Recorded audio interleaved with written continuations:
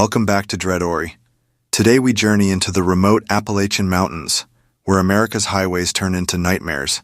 These are 9 true trucker horror stories, told by drivers who barely survived phantom hitchhikers, impossible creatures, and shadows stalking them through the mountain fog.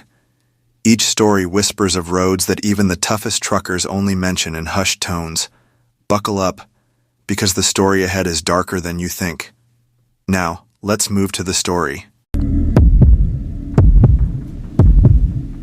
Harold Jameson had been driving 18-wheelers through the winding mountain roads of West Virginia for 15 years, and he thought he had seen everything the Appalachian highways could throw at him. Black ice that could send a fully loaded rig sliding sideways into a ravine, sudden rock slides that appeared out of nowhere, and fog so thick it turned the world into a gray void where the yellow center line became your only lifeline to sanity. Harold had navigated through all of it with the steady nerves and sharp reflexes that separated the professionals from the weekend warriors. But that October night in 2023, as he guided his Peterbilt through the dense fog rolling across Interstate 64 near Beckley, Harold encountered something that challenged everything he believed about what was possible on America's highways. The weather report had warned of heavy fog conditions through the mountain passes, but Harold was running behind schedule on a time-sensitive delivery of medical equipment to a hospital in Charleston. His dispatcher had made it clear that delays were not acceptable, and Harold prided himself on never missing a deadline in his decade and a half behind the wheel. The fog had rolled in just after sunset, transforming the familiar mountain landscape into an alien world where visibility dropped to less than 50 feet in some sections. Harold reduced his speed to a cautious 45 miles per hour and activated every light on his rig, creating a moving constellation of red, amber, and white beacons cutting through the gray murk. The first hour of driving through the fog passed without incident. Harold knew these roads like the back of his weathered hands, every curve and grade memorized through thousands of trips. The CB radio crackled occasionally, with reports from other drivers sharing road conditions and warnings about particularly dense patches ahead. Harold contributed his own observations, maintaining the informal network of communication that kept everyone safer on nights like this. The heater hummed steadily, and the familiar diesel rumble of his engine provided a comforting soundtrack as he navigated the treacherous conditions with practiced expertise. It was somewhere between Lewisburg and Beckley, in a stretch of highway carved through dense woodland, that Harold first noticed something moving parallel to his truck. At first, he assumed it was just an optical illusion created by the fog and his headlights reflecting off the guardrail or roadside vegetation. The movement appeared in his peripheral vision, a dark shape that seemed to keep pace with his rig about 20 feet off the roadway. Harold adjusted his mirrors and tried to get a clearer view, but the fog made it impossible to distinguish details. Whatever it was, maintained a consistent distance from his truck, moving through the trees at exactly the same speed as his 45-mile-per-hour crawl through the murk. Harold had encountered plenty of wildlife during his years on the road.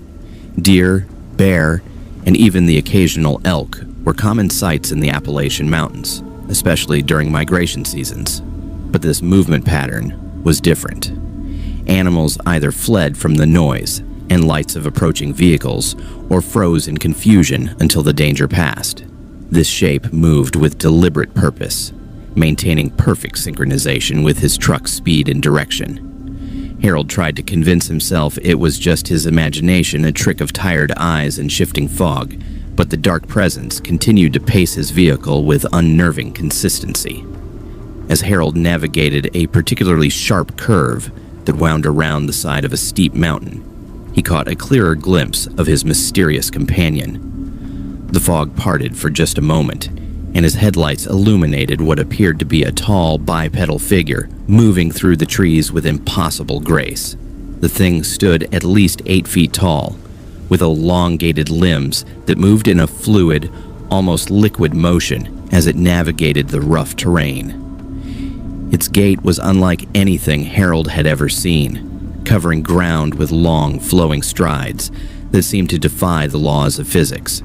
The figure's outline was indistinct, as if it were composed of shadow and mist rather than solid matter. Harold's hands tightened on the steering wheel as his rational mind struggled to process what he was witnessing. 15 years of professional driving had taught him to trust his senses and maintain situational awareness at all times. But this encounter challenged every assumption he held about the natural world. He reached for his CB radio to report the sighting to other drivers, but something held him back. How could he describe what he was seeing without sounding like he had lost his mind? The thing continued to pace his truck, sometimes disappearing behind dense clusters of trees, only to reappear moments later, always maintaining that perfect synchronization with his speed. The fog began to thicken again, reducing visibility to less than 30 feet. Harold was forced to slow down even further, dropping to 35 miles per hour as he navigated a series of tight S-curves that wound through a particularly dense section of forest. His mysterious companion adapted immediately to the reduced speed, continuing its relentless pursuit through the trees. Harold noticed that the thing never stumbled or hesitated, never seemed to struggle with the rough terrain or thick undergrowth that should have impeded any normal creature. It moved as if the forest itself was cooperating with its passage, branches parting and obstacles disappearing in its path. A sudden impact on the roof of his cab made Harold jump so violently that he nearly lost control of the truck. The sound was unmistakable, a heavy thud followed by the screech of something scraping across the metal surface above his head. Harold's heart hammered against his ribs as more impacts followed, rhythmic and deliberate, as if something large was walking across the top of his trailer. The CB radio erupted with static, then fell silent. His dashboard lights flickered, and for a terrifying moment, Harold thought his engine might stall, leaving him stranded in the fog with whatever was now on top of his truck. The scraping sounds moved forward along the length of his trailer, accompanied by a low, resonant humming that seemed to vibrate through the entire vehicle.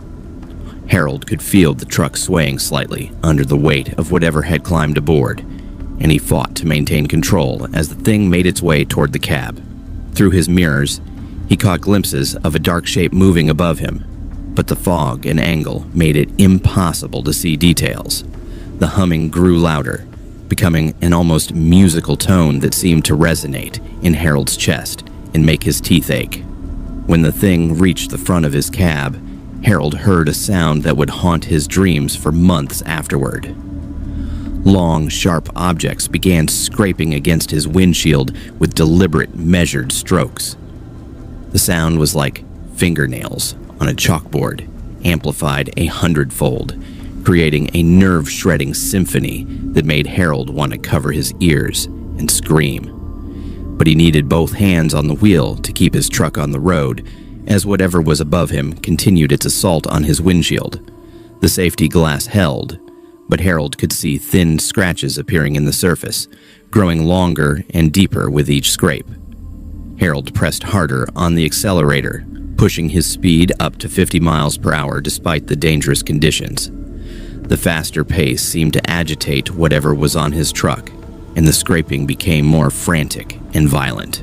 Pieces of debris began flying past his side windows, chunks of tree bark, and broken branches that suggested his uninvited passenger was tearing apart the forest canopy as they passed beneath it. The humming sound transformed into something closer to a growl, a deep, primal noise that seemed to come from everywhere at once. The lights of a truck stop appeared through the fog like a beacon of salvation, their familiar neon glow cutting through the gray murk about a mile ahead.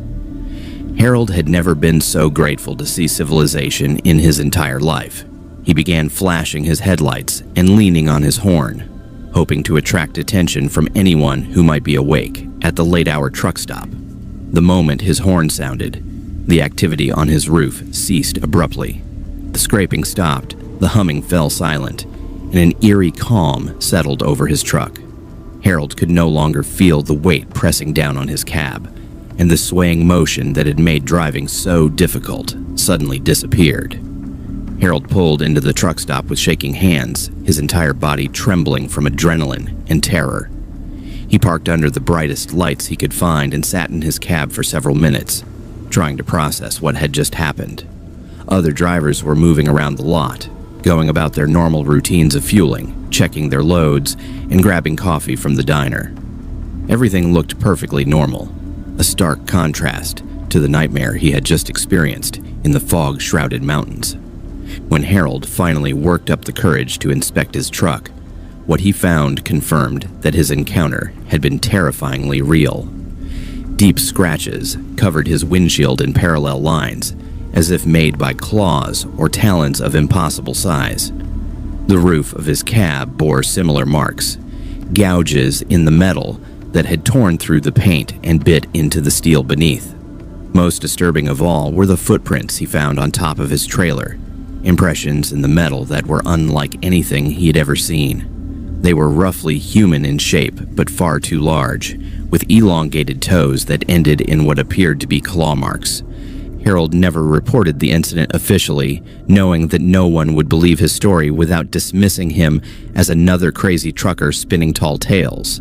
But he quietly shared his experience with a few trusted friends in the driving community, and their reactions surprised him. Several other drivers admitted to similar encounters on that same stretch of highway, always during heavy fog conditions, always involving something that defied rational explanation. They formed an informal network, sharing information and warnings about the fog-shrouded sections of Interstate 64, where the impossible seemed to become reality.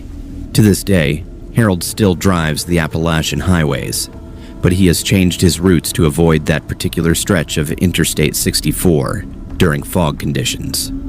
The scratches on his windshield have been repaired, but he kept photographs of the damage as proof of what he experienced that October night. Sometimes, when he passes through the mountains on clear nights, Harold finds himself scanning the tree line, wondering if something is watching him from the shadows, waiting for the next fog to roll in and provide cover for another terrifying encounter with the unknown.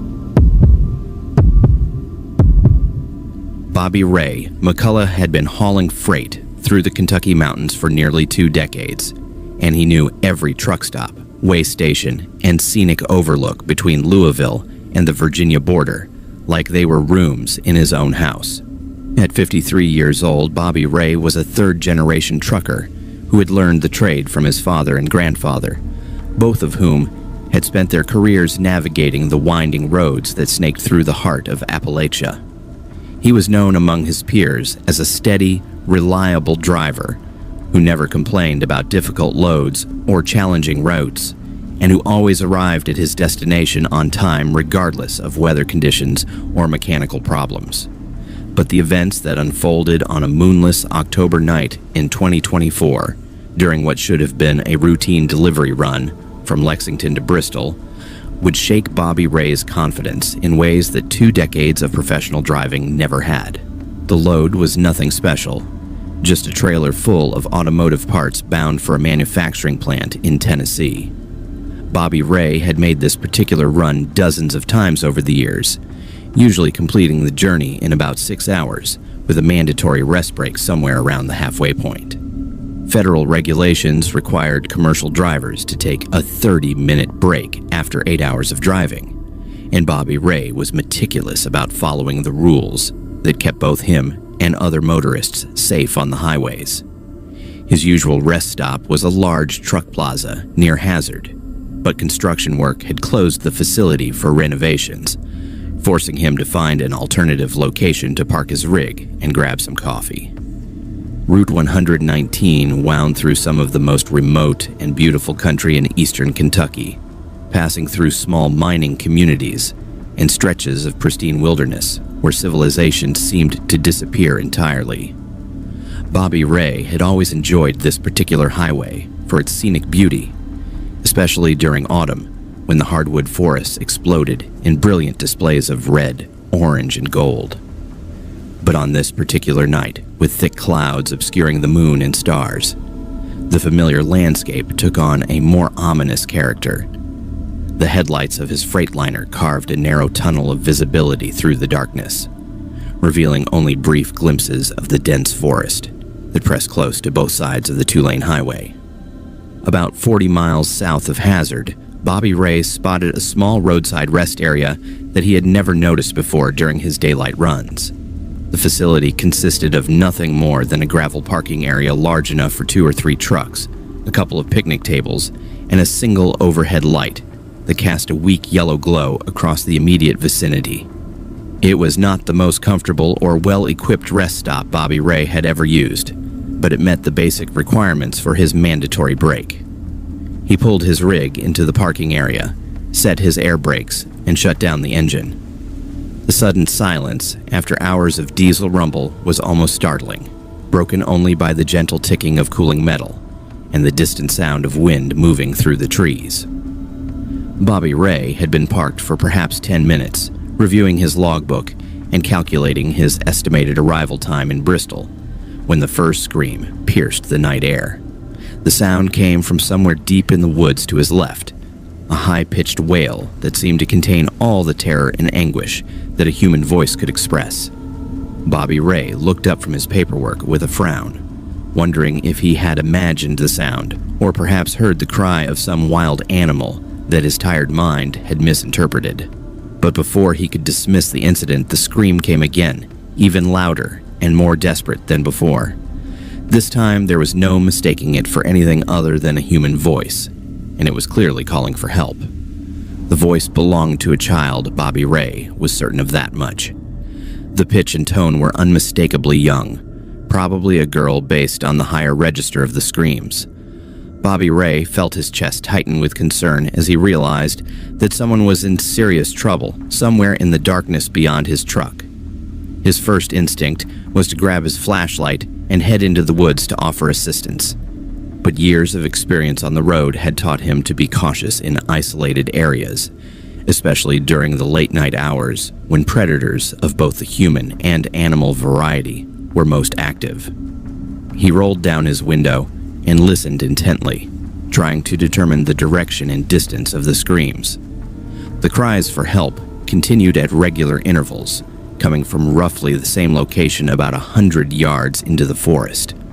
The voice never seemed to move closer or farther away, which struck Bobby Ray as somewhat odd if the child was genuinely lost or injured. Lost children typically wandered around searching for help or trying to find their way back to safety. This child seemed to be stationary, as if trapped or unable to move. Bobby Ray considered calling 911 to report the incident, but his cell phone showed no signal bars in this remote location. The nearest town was at least 20 miles away, and by the time emergency responders could reach this isolated rest area, hours might have passed. Bobby Ray made the decision that his conscience would not allow him to avoid. He retrieved his heavy-duty flashlight from the cab, checked to make sure his phone was in his pocket in case he managed to find a signal deeper in the woods, and locked his truck before heading toward the source of the screams. The forest was thick with underbrush and fallen logs that made walking treacherous in the darkness, even with the powerful beam of his flashlight to guide the way. Branches caught at his clothing, and thorns scraped against his arms as he pushed deeper into the woods, following the sound of the child's desperate pleas for help.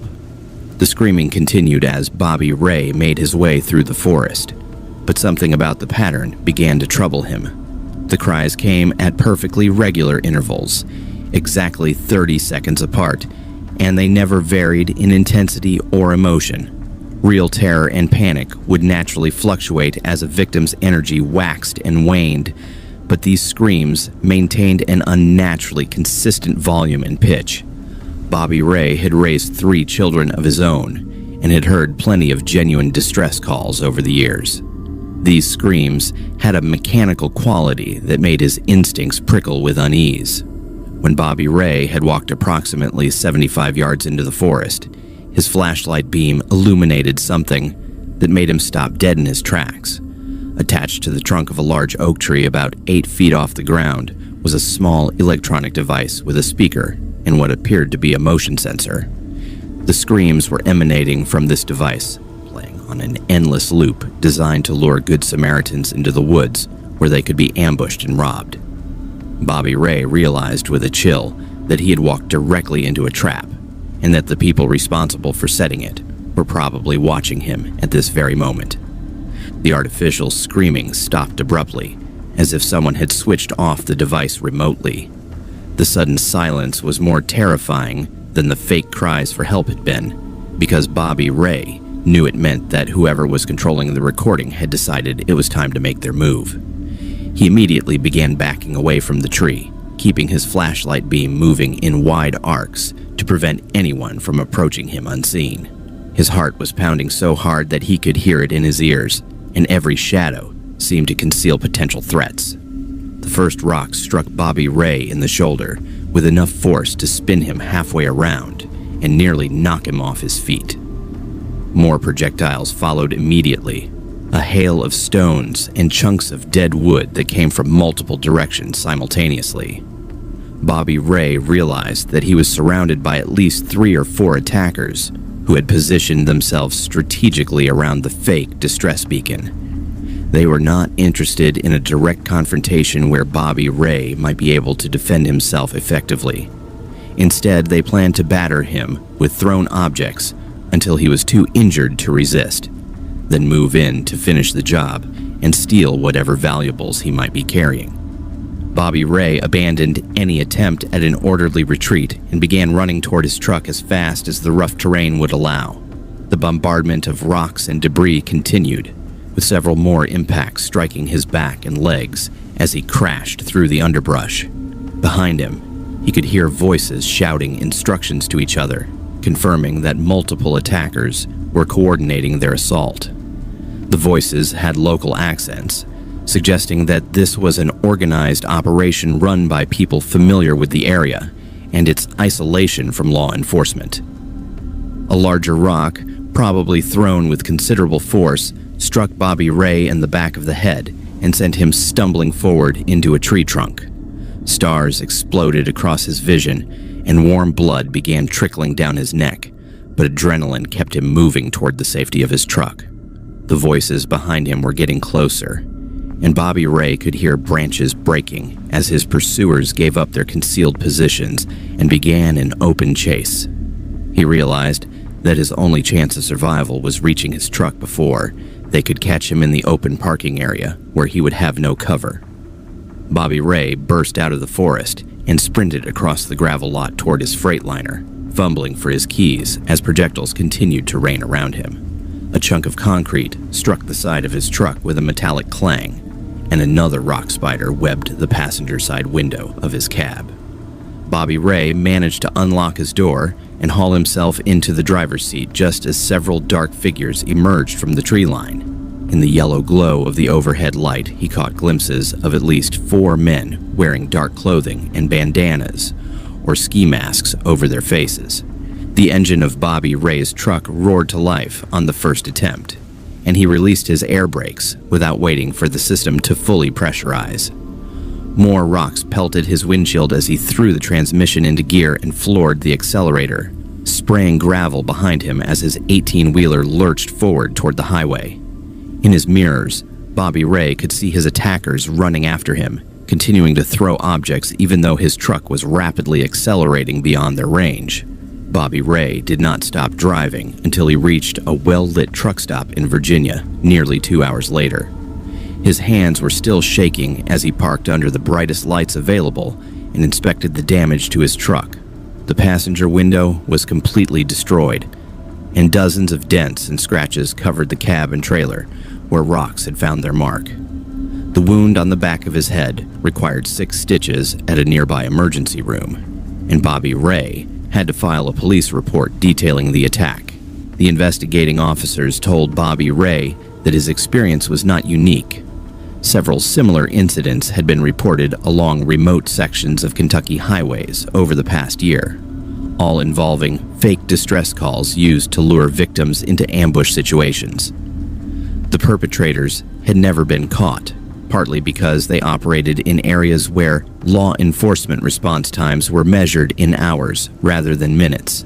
Bobby Ray learned The truckers were particularly attractive targets because they often carried cash, valuable electronic equipment, and loads that could be easily resold on the black market.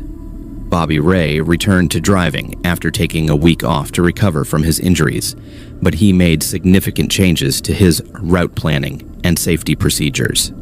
He now avoided isolated rest areas entirely, preferring to take his mandatory breaks at busy truck stops where other drivers and security cameras provided protection.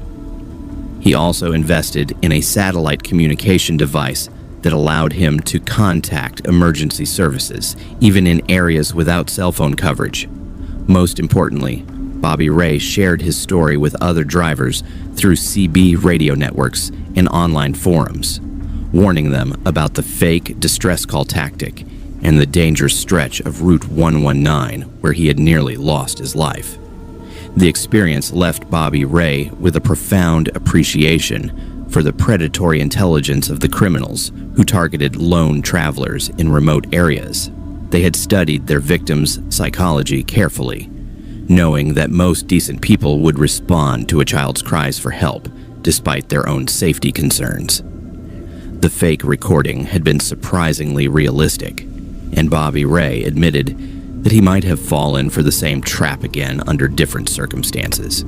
The incident served as a sobering reminder that the greatest dangers on America's highways sometimes came not from mechanical failures or weather conditions, but from the human monsters who lurked in the darkness waiting for their next victim. Sasha Delacroix had been driving long-haul routes through the southeastern United States for 8 years, and she prided herself on being one of the few women in an industry still dominated by men.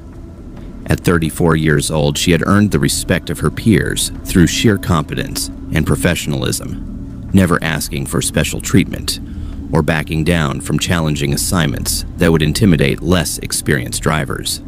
Sasha specialized in time-sensitive medical deliveries that required her to navigate through some of the most remote and treacherous highways in Appalachia, often during the worst weather conditions when other drivers would refuse to leave the truck stops.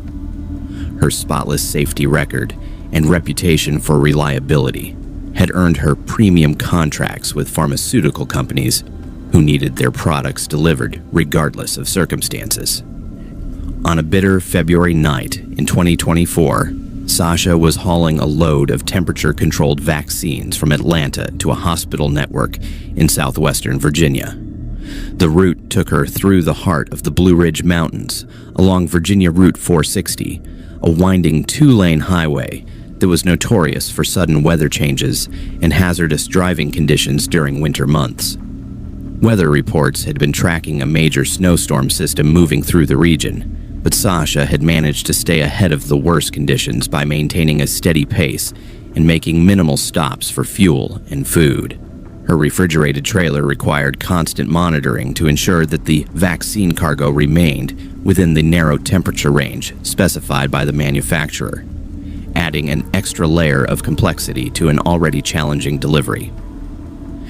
The snow had begun falling around midnight as Sasha navigated through the mountain passes near Appomattox.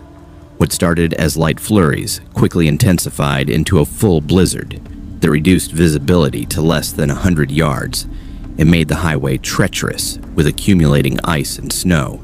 Sasha reduced her speed to 30 miles per hour and activated every available light on her rig, creating a moving beacon that she hoped would make her visible to any other vehicles brave enough to be on the roads during such dangerous conditions. The CB radio crackled occasionally with reports from other drivers, but most had already found shelter at truck stops to wait out the storm. It was during a particularly intense burst of snow, somewhere between Bedford and Lynchburg, that Sasha first spotted the hitchhiker. The figure appeared suddenly in her headlight beams, standing beside the road, with an outstretched thumb in the universal gesture for requesting a ride. Sasha's first thought was that anyone crazy enough to be hitchhiking in a blizzard must be in serious trouble, possibly stranded after a vehicle breakdown or accident. The figure appeared to be a young woman wearing a white dress that seemed completely inadequate for the freezing temperatures and driving snow. Even from a distance, Sasha could see that the hitchhiker was not dressed for winter weather and would likely die of exposure if left alone on the highway. Against her better judgment and company policies that strictly prohibited picking up hitchhikers, Sasha began slowing her truck and looking for a safe place to pull over. The pharmaceutical company she worked for had ironclad rules about unauthorized passengers, but Sasha's conscience would not allow her to leave another woman stranded in life-threatening conditions. She managed to find a small turnout about a quarter-mile past the hitchhiker's location and carefully maneuvered her 18-wheeler off the highway. Sasha set her emergency flashers and grabbed a spare winter jacket from behind her seat before stepping out into the blizzard to retrieve the stranded woman. The wind-driven snow was so intense that Sasha could barely see 10 feet in front of her as she walked back along the highway toward where she had spotted the hitchhiker. She called out repeatedly, announcing her presence and offering help, but received no response over the howling wind. When Sasha reached the approximate location where the woman had been standing, she found no trace of anyone. The snow was already filling in any footprints that might have been left, but Sasha spent several minutes searching the immediate area with her flashlight. Convinced that the hitchhiker must have sought shelter in the nearby trees or behind some roadside obstruction, Sasha was beginning to wonder if the combination of fatigue and blowing snow had caused her to imagine the entire incident when she heard a voice calling her name from the direction of her truck. The voice was distinctly feminine and seemed to be coming from inside her cab, which should have been impossible since Sasha had locked the doors before venturing out into the storm. She hurried back toward her rig, fighting against the wind and accumulating snow that made each step treacherous. As she approached her truck, Sasha could see a figure silhouetted in the driver's seat, backlit by the dashboard instruments and interior lights. The woman in Sasha's cab appeared to be in her early 20s, with long, dark hair and pale skin that seemed to glow in the artificial light. She was indeed wearing a white dress that looked more appropriate for a summer wedding than a February blizzard, and she showed no signs of being affected by the cold, despite having obviously been exposed to the elements. When Sasha climbed into the passenger seat, she was struck by the complete absence of any snow or moisture on the hitchhiker's clothing, as if she had been sitting in the warm cab for hours rather than standing beside a snow-covered highway. The hitchhiker introduced herself as Emma and explained that her car had broken down about 10 miles back, leaving her stranded without cell phone service in the remote mountain location. She spoke with a soft southern accent that seemed to place her origins somewhere in the deeper Appalachian regions, and she displayed an old-fashioned politeness that reminded Sasha of her grandmother's generation. Emma was extremely grateful for the rescue and seemed genuinely surprised that Sasha had been willing to stop for a stranger during such dangerous weather conditions. She explained that she needed to reach her family's home near Roanoke, which was directly along Sasha's planned route. As Sasha got her truck back on the highway and resumed her careful progress through the snowstorm, Emma proved to be surprisingly knowledgeable about the local area and its history. She shared stories about the various small communities they passed through, describing local legends and historical events with the kind of detail that suggested deep family roots in the region. Emma seemed particularly interested in Sasha's background and family history, asking detailed questions about her childhood, her parents, and the circumstances that had led her to become a professional truck driver. The conversation helped pass the time during the slow, treacherous drive through the mountains. What began to unnerve Sasha was the uncanny accuracy of Emma's observations about her personal life. The hitchhiker somehow knew that Sasha had grown up in Louisiana, that her father had been killed in an industrial accident when she was 16, and that she had started driving trucks to support her mother and younger siblings.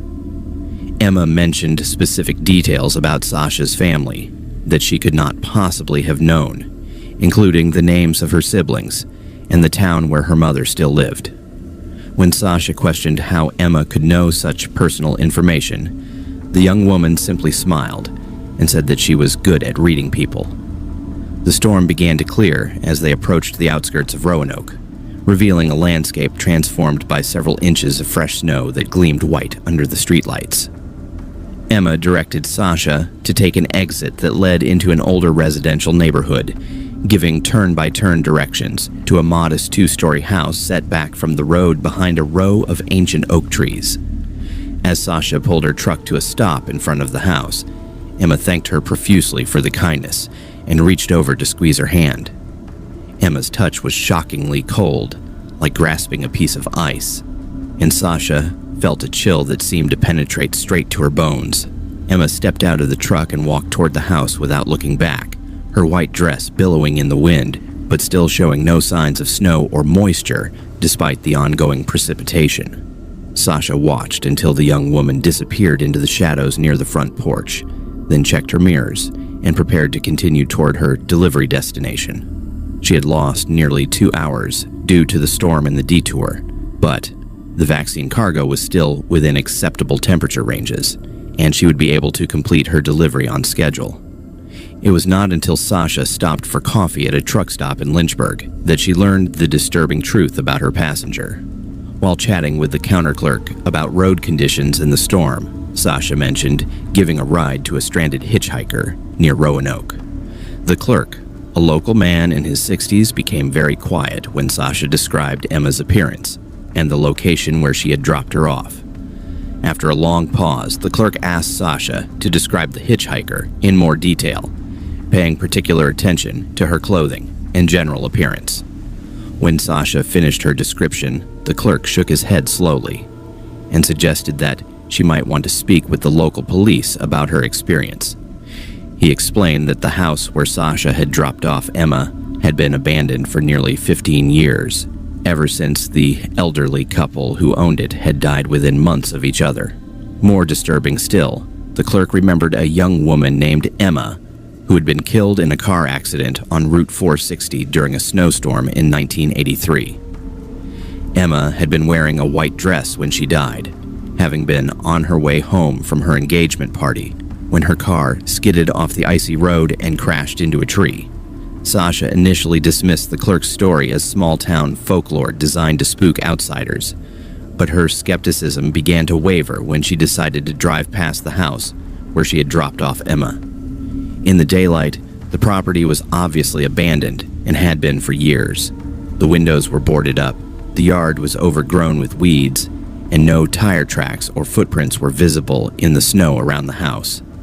Most unsettling of all, Sasha could find no evidence that anyone had approached the front door during the previous night, despite her clear memory of watching Emma walk toward the house. Curious and increasingly disturbed by the implications, Sasha visited the local library and researched newspaper archives from 1983. She found the story of Emma's death exactly as the truck stop clerk had described it, complete with a photograph that matched the young woman who had ridden in her cab. The newspaper article mentioned that Emma had been engaged to be married and was returning from her engagement party when the accident occurred. Local residents had reported seeing a young woman in a white dress hitchhiking along Route 460 during subsequent snowstorms, always appearing near the site of the original accident and always requesting rides toward Roanoke. Sasha contacted other truck drivers through CB radio networks and online forums, sharing her experience and asking if anyone else had encountered similar phenomena. The responses she received were both numerous and consistent. Dozens of drivers reported picking up a young woman in a white dress during snowstorms along Route 460, always near the same location where Emma had died in 1983. The hitchhiker invariably knew impossibly personal details about the drivers who picked her up, and she always requested to be taken to the same abandoned house in Roanoke. Several drivers mentioned the unnaturally cold touch and the complete absence of snow or moisture on her clothing, despite the weather conditions. Sasha learned that Emma's story had become something of a legend among drivers who regularly traveled through Virginia, with some refusing to drive Route 460 during snowstorms to avoid the encounter entirely. Others viewed picking up Emma as a test of character, believing that drivers who showed kindness to the phantom hitchhiker would be protected from accidents and mechanical problems during their travels. A few drivers claimed that Emma had warned them about road hazards or dangerous conditions ahead, possibly saving their lives through her supernatural intervention. The experience left Sasha with a profound shift in her understanding of the world and the mysteries that existed beyond rational explanation. She continued to drive the same routes through Appalachia, but she approached each trip with a new awareness of the stories and legends that surrounded the isolated highways she traveled. Sasha never encountered Emma again, despite passing through the same stretch of Route 460 during several subsequent snowstorms. She often wondered if the phantom hitchhiker appeared only to drivers who were experiencing their first supernatural encounter, or if there were other factors that determined when and to whom Emma would reveal herself. The incident reinforced Sasha's belief in treating all people with kindness and compassion, regardless of circumstances or personal risk. Whether Emma was a genuine spirit seeking help or simply a manifestation of the collective consciousness of drivers who had traveled those roads before her, the encounter had reminded Sasha of the importance of human connection and mutual aid in a profession that often required long periods of isolation. She continued to share Emma's story with other drivers, not as a ghost tale designed to frighten, but as a reminder that the highways of Appalachia held mysteries that transcended ordinary understanding, and that sometimes the greatest courage came from extending a helping hand to those in need. Dalton Crane had been hauling freight across the southeastern United States for 12 years, and he thought he had encountered every type of dangerous driver that American highways could produce. Road ragers who tailgated at 90 miles per hour, drunk drivers weaving across lane markers in the early morning hours, and speed demons who treated interstate highways like their personal racetracks were all familiar hazards that Dalton had learned to navigate with defensive driving techniques and careful route planning. At 41 years old, he was a seasoned professional who took pride in maintaining a spotless safety record despite logging over 2 million miles during his career. But nothing in his extensive experience had prepared him for the encounter that began on a foggy November evening in 2024, when a mysterious black Peterbilt began following his truck through the remote back roads of eastern Tennessee. The load was routine enough, a trailer full of construction materials bound for a job site in Knoxville. Dalton had picked up the cargo in Atlanta and was making good time despite taking a longer route through the mountains to avoid heavy traffic on the main interstate highways. He preferred the scenic back roads through Appalachia when his delivery schedule allowed for the extra travel time, enjoying the peaceful mountain landscapes and the reduced stress of driving on less congested highways. The weather had been clear when he left Atlanta, but a thick fog had begun rolling in as he climbed into the higher elevations of the Smoky Mountains, reducing visibility and forcing him to slow his pace considerably. Dalton first noticed the black Peterbilt in his mirrors somewhere near Cleveland, Tennessee, as he navigated a series of tight curves that wound through a heavily forested section of State Route 64. The truck appeared to be a late-model cab-over design with tinted windows that made it impossible to see the driver inside. At first glance, there was nothing particularly unusual about the vehicle, except for its pristine condition, which stood out among the typically weathered and road-worn trucks that dominated the freight hauling industry. The black Peterbilt maintained a steady distance of about 200 yards behind Dalton's rig, matching his speed precisely as they both crawled through the fog at 35 miles per hour. Professional drivers develop an instinctive awareness of the traffic patterns around them, and Dalton began to feel uneasy about the way the black truck seemed to anticipate his every movement. When Dalton slowed down for a particularly sharp curve, the Peterbilt reduced speed at exactly the same moment, maintaining that consistent 200-yard gap. When Dalton accelerated coming out of the curve, His follower matched the increase in speed without any apparent delay or adjustment period. The synchronization was so perfect that it seemed almost supernatural, as if the black truck was somehow reading Dalton's mind rather than simply reacting to his driving behavior. The fog continued to thicken as they climbed higher into the mountains, reducing visibility to less than 50 yards in some sections. Dalton was forced to rely heavily on his mirrors and the occasional glimpse of taillights from the mysterious Peterbilt to gauge his position relative to other traffic. Several times during particularly dense patches of fog, Dalton lost sight of the black truck entirely, only to have it reappear in his mirrors when the visibility improved. The consistency of its position suggested that the driver possessed an almost impossible level of skill and familiarity with the treacherous mountain roads. After following State Route 64 for nearly an hour, Dalton decided to test whether the black Peterbilt was deliberately tailing him or simply happened to be traveling the same route.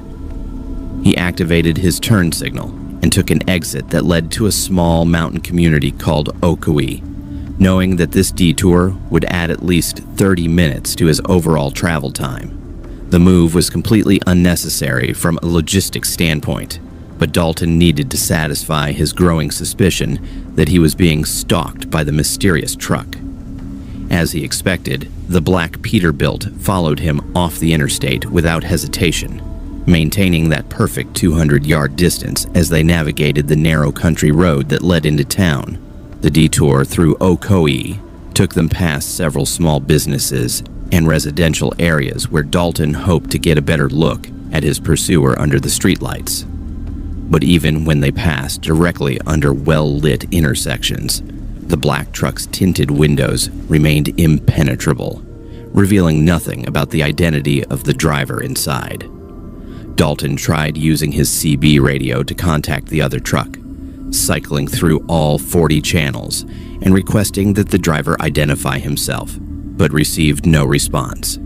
The silence was more unnerving than any hostile communication would have been, suggesting that whoever was driving the Peterbilt was deliberately avoiding contact. When Dalton rejoined the main highway after his unnecessary detour through Oakwood, the black truck continued to follow at its established distance.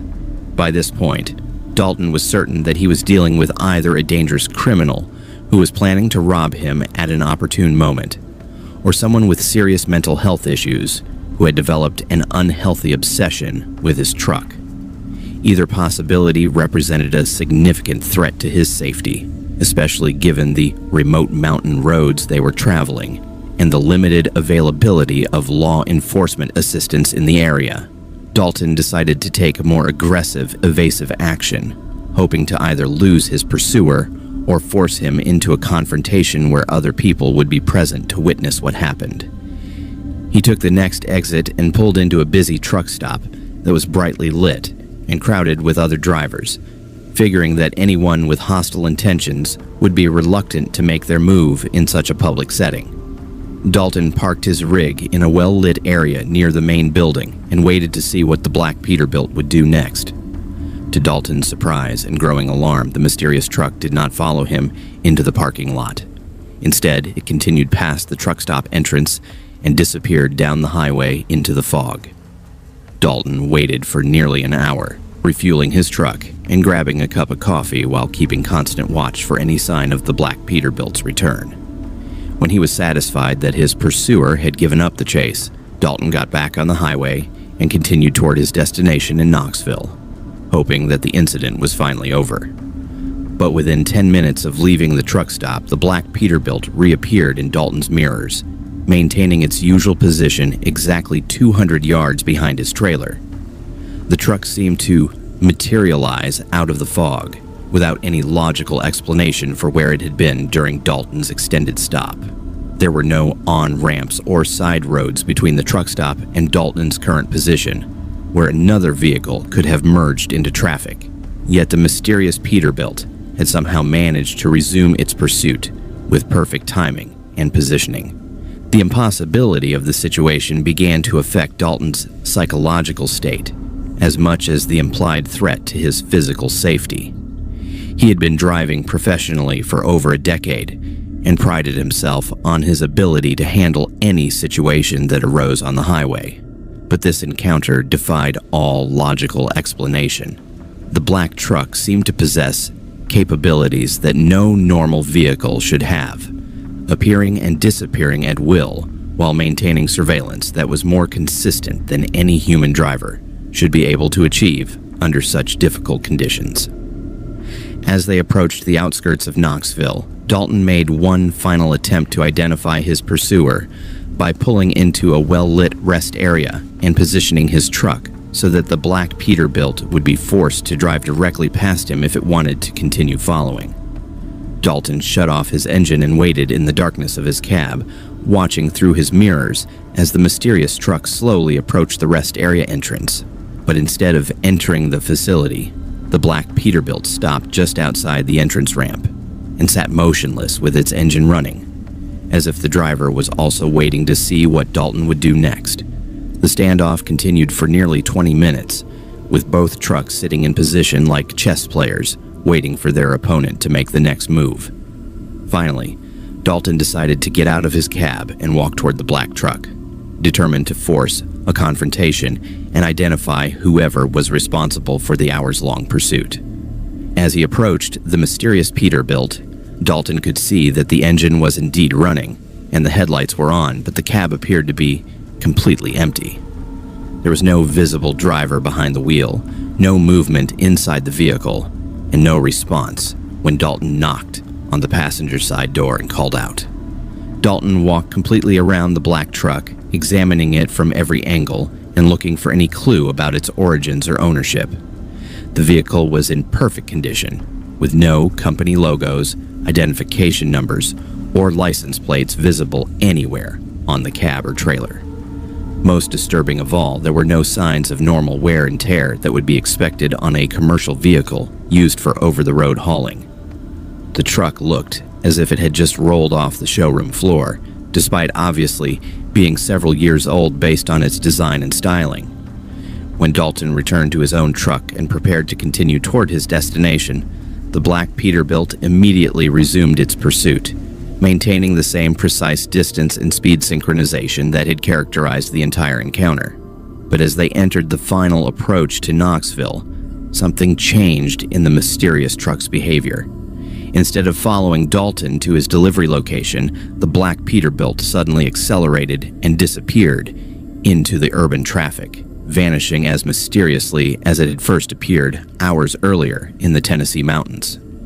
Dalton completed his delivery without further incident, but he was deeply shaken by the encounter and spent considerable time researching similar experiences reported by other drivers.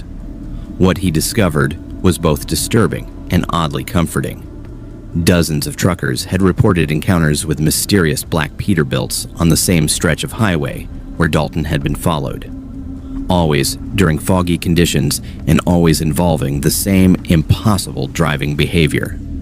Several drivers mentioned that the truck appeared to have no visible driver, leading to speculation that they had encountered some form of supernatural phenomenon. Further research revealed that a black Peterbilt matching the description had been involved in a fatal accident on State Route 64 in 2019, killing the driver when the truck went off the road during heavy fog conditions. The accident report indicated that the truck had never been recovered from the deep ravine where it crashed, leading some people to believe that the spirit of the dead driver continued to patrol the mountain highways where he had lost his life. Whether the explanation was supernatural or simply involved an elaborate hoax by someone with access to an identical truck, Dalton never encountered the mysterious Peterbilt again during his subsequent travels through eastern Tennessee.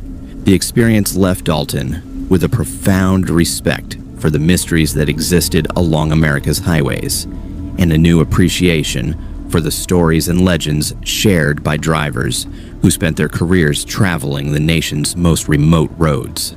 He continued to drive the same routes through Appalachia, but he approached each trip with heightened awareness and a willingness to believe that some encounters could not be explained through conventional logic or reasoning. Robin Wallace had been driving commercial vehicles through the rural highways of North Carolina for 6 years, specializing in agricultural deliveries that took her deep into the farming communities scattered throughout the western mountain regions. At 29 years old, she was one of the youngest drivers in her company's fleet, but her impeccable navigation skills and ability to find even the most remote delivery locations had earned her a reputation as someone who could handle the most challenging roads.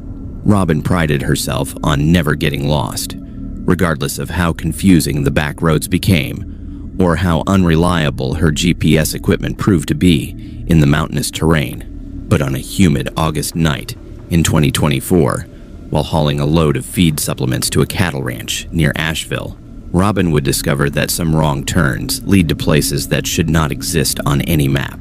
The delivery was scheduled for early morning, which meant Robin needed to drive through the night to reach her destination on time. She had left Charlotte around midnight with a full trailer of specialized cattle feed, following a route that would take her through some of the most sparsely populated areas of the Appalachian foothills. The roads were familiar to Robin from previous deliveries, but the combination of construction detours and a malfunctioning GPS unit had forced her to improvise her navigation, using nothing more than road signs and her general sense of direction. By 3 a.m, Robin realized that she had missed several key turns and was now traveling through unfamiliar territory on increasingly narrow and poorly maintained roads. The landscape around her had gradually transformed from rolling farmland to dense forest, broken by the occasional abandoned homestead or rusted mailbox marking the entrance to an invisible driveway. Robin's headlights illuminated crumbling stone walls and overgrown fields that suggested this area had once supported a thriving agricultural community. But decades of economic decline and rural depopulation had left behind only ghostly reminders of more prosperous times. The roads themselves seemed to be reverting to their original state, with weeds growing through cracks in the asphalt and guardrails that had been twisted or completely destroyed by years of neglect. After driving for nearly 2 hours through this desolate landscape, Robin crested a small hill and was surprised to see the lights of what appeared to be a substantial town spread out in the valley below. The settlement was larger than anything she expected to find in such a remote location, with dozens of buildings arranged along several intersecting streets and lit by what looked like old-fashioned street lamps. Robin checked her road atlas and GPS unit, but neither showed any incorporated communities in this area. According to every map she consulted, she was driving through uninhabited wilderness that should contain nothing more than abandoned logging roads and state forest boundaries. As Robin descended into the valley and entered the town limits, she was struck by the peculiar architecture of the buildings she passed. The structures appeared to be from an earlier era, with design elements that reminded her of photographs from the 1940s or 1950s. The storefronts featured hand-painted signs advertising products and services that seemed outdated, and the few visible vehicles were classic cars and trucks that looked like they belonged in a museum rather than on active streets. Most curious of all, every building appeared to be occupied and well-maintained, with lights in the windows and evidence of recent activity, despite the town's absence from any official maps or directories. Robin decided to stop at what appeared to be an all-night diner to ask for directions and confirm her location. She parked her truck in front of the establishment and noticed that the parking lot contained several other vintage vehicles, all in pristine condition despite their apparent age.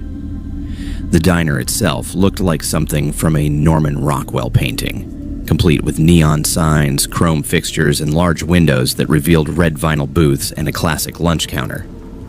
Through the windows, Robin could see several customers inside, though something about their movements seemed oddly stilted and unnatural. When Robin entered the diner, she was greeted by a waitress wearing a uniform that looked like a costume from a 1950s themed restaurant. The woman's hairstyle, makeup, and mannerisms all seemed designed to evoke an earlier era, and she spoke with an exaggerated politeness that felt rehearsed rather than genuine. The other customers in the diner were similarly dressed in period-appropriate clothing, and they all turned to stare at Robin with expressions of curiosity mixed with suspicion. Robin felt like she had wandered into a movie set or historical reenactment, except that the level of detail and commitment to the theme was far beyond anything she had ever encountered. The waitress seated Robin at a booth and provided her with a menu that featured items and prices from decades past. When Robin asked about the town's name and location, the waitress seemed confused by the questions and gave evasive answers that did not provide any useful information. Other customers began whispering among themselves and shooting furtive glances in Robin's direction, making her increasingly uncomfortable with the situation. Most disturbing of all, Robin noticed that the clock on the diner wall was running backwards, with the hands moving counterclockwise at a steady pace. Robin excused herself to use the restroom and took the opportunity to observe the other patrons more closely. What she discovered filled her with a growing sense of dread and unreality. Every person in the diner was moving in a slightly reversed manner, as if they were performing normal actions in reverse slow motion. Conversations sounded backwards when she listened carefully. Food was being transferred from mouths back to plates, and newspapers were being read from right to left, with pages turning in the wrong direction. The effect was subtle enough that it might be missed by a casual observer, but Robin's attention to detail made the reversed behavior impossible to ignore. When Robin returned to her booth, she found that her coffee cup was somehow fuller than when she had left it, despite the fact that no one had approached her table.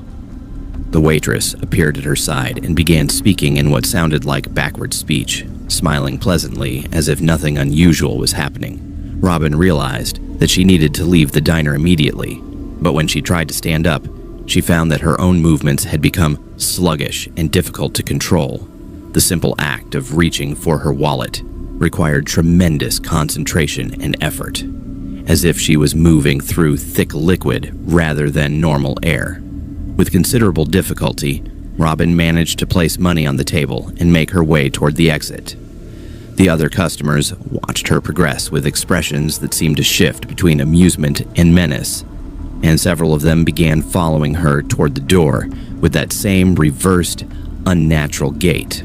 Robin could hear them speaking in backwards language that sounded like gibberish, but somehow conveyed threatening intentions. When she finally reached the door, Robin discovered that it opened inward rather than outward, despite the fact that she clearly remembered it opening outward when she had entered the diner. Robin stumbled out of the diner and ran toward her truck, fumbling with her keys, as the reversed voices behind her grew louder and more insistent.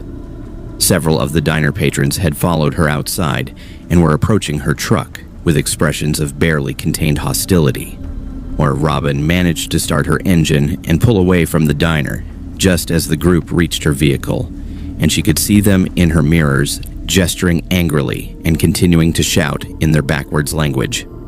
Their movements became more agitated and threatening as her truck gained distance, but they made no attempt to pursue her in vehicles of their own. As Robin drove through the rest of the town, she noticed that the reversed behavior extended beyond the diner to every person and activity she could observe.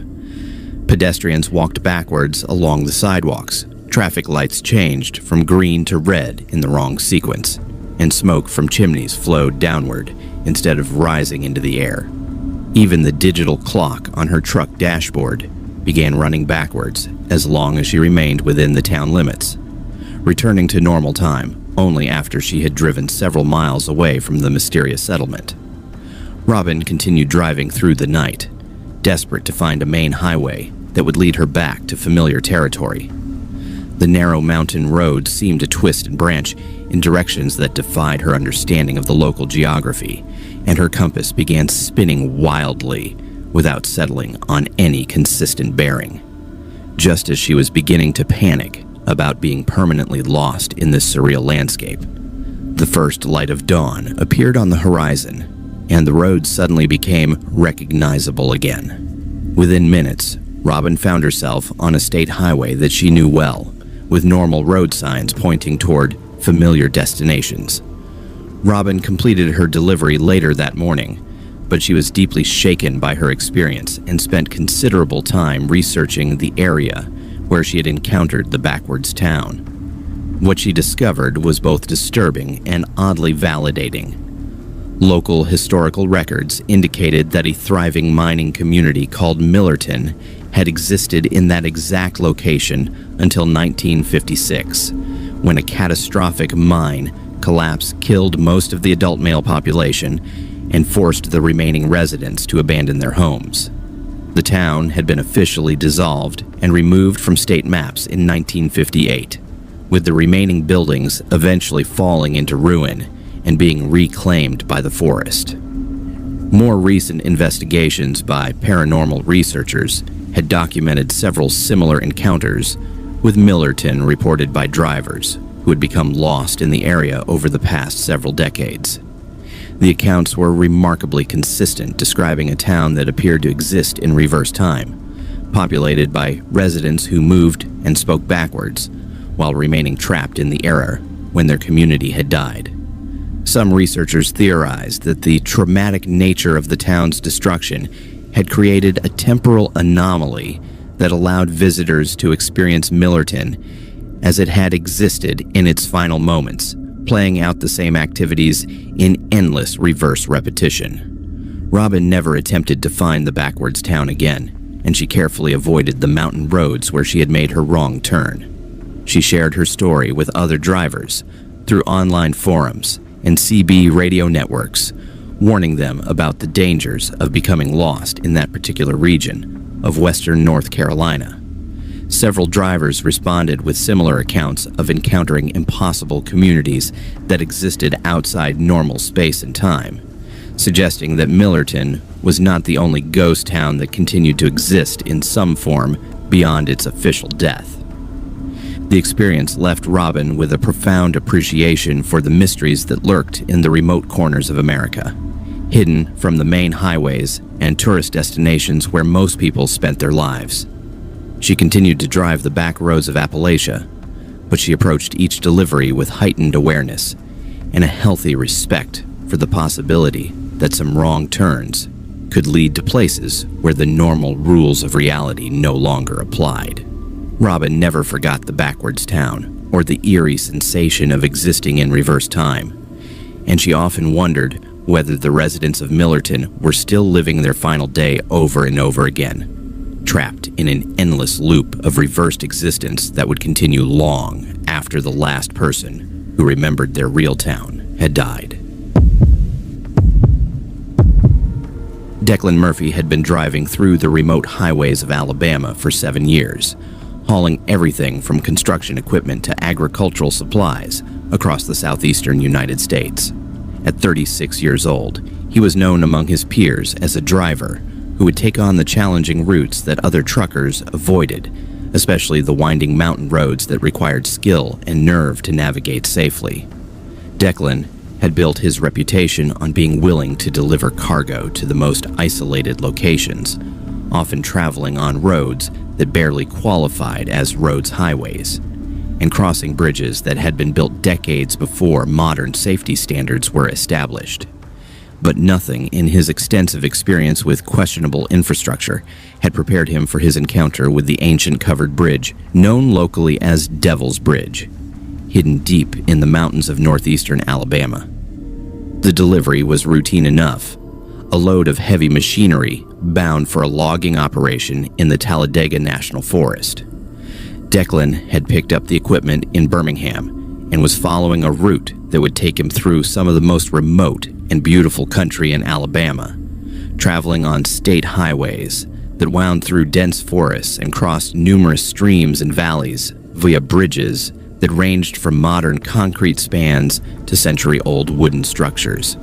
His GPS unit had directed him onto a narrow mountain road that he had never traveled before, but the route promised to save nearly an hour compared to the main interstate highways, and Declan was always looking for ways to improve his efficiency and reduce fuel costs.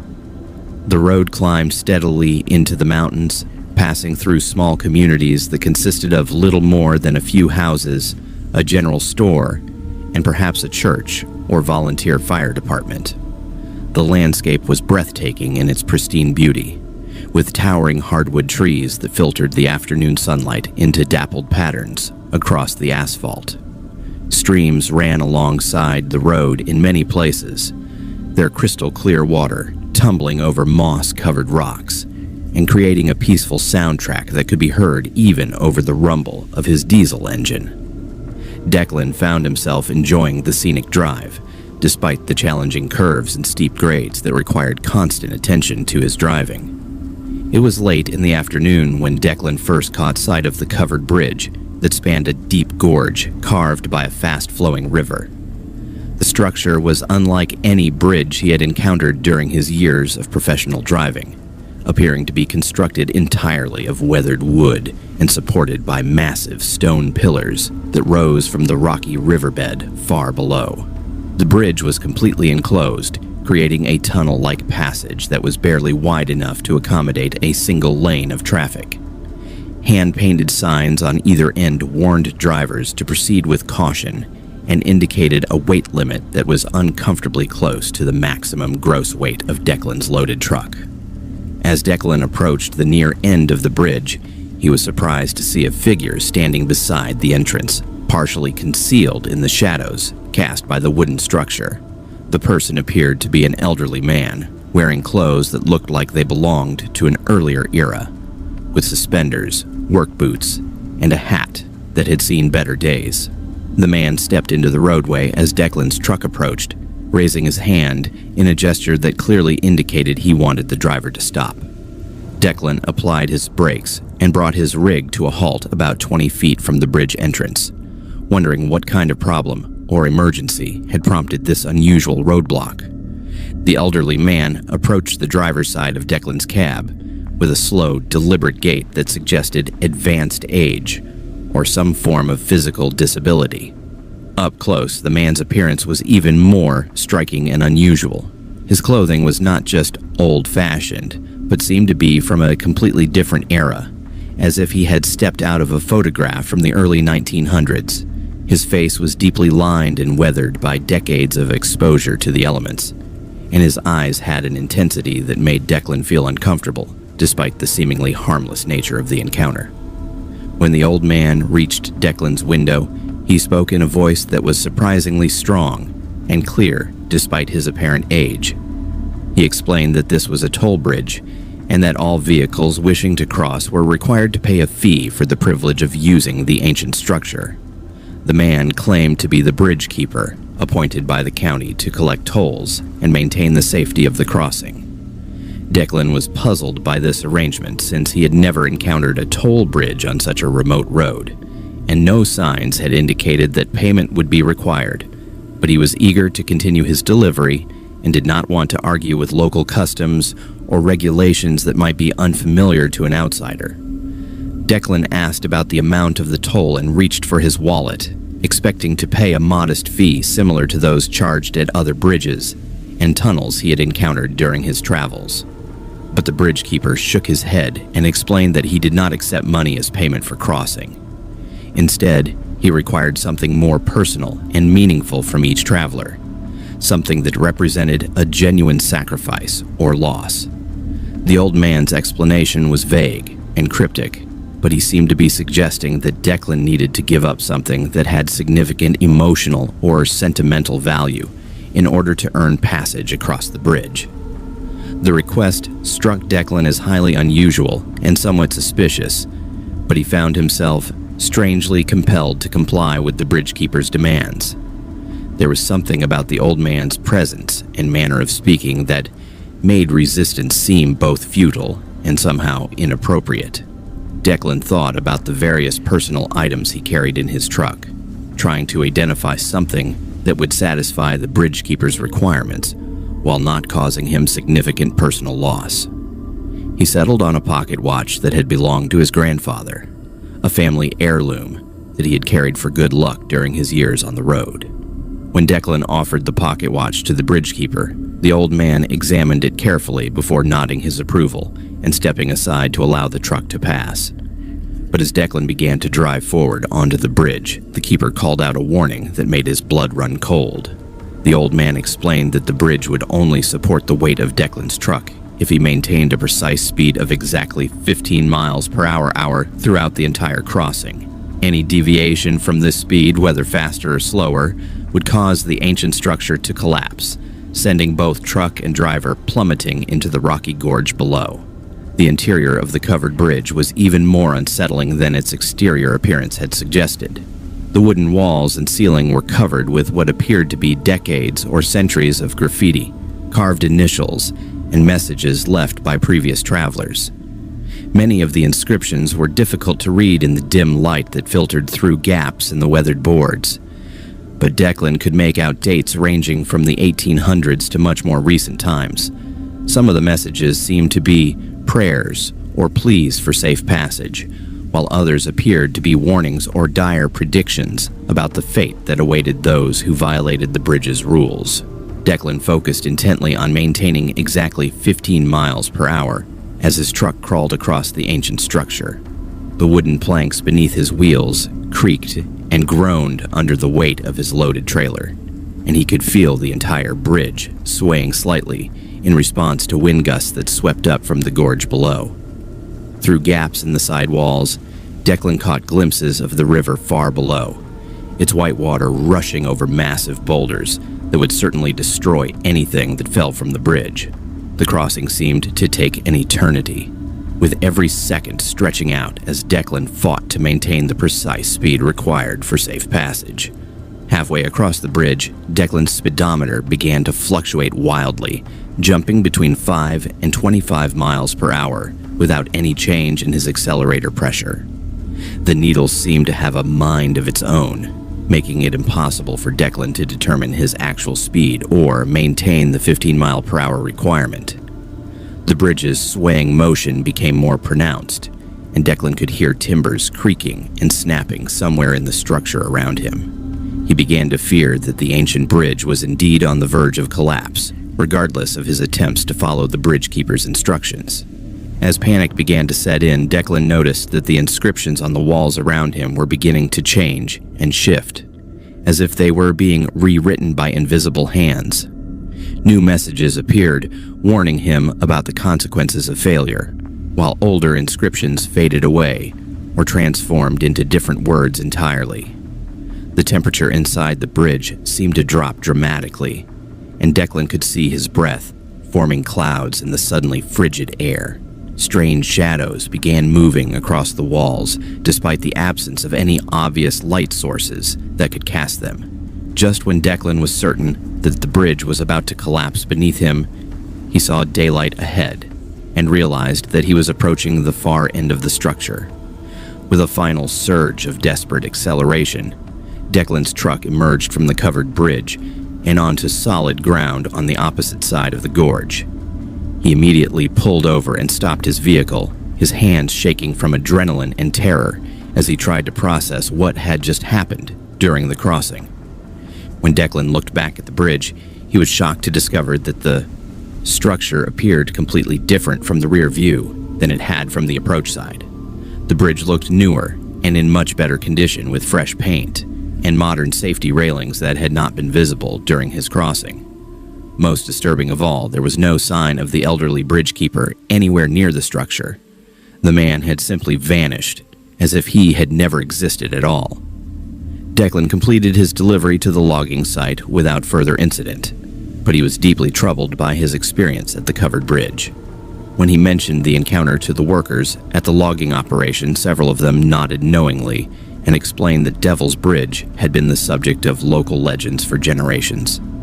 According to the stories, the bridge was haunted by the ghost of its original builder, a man who had died during construction in the 1890s and had appointed himself eternal guardian of the structure.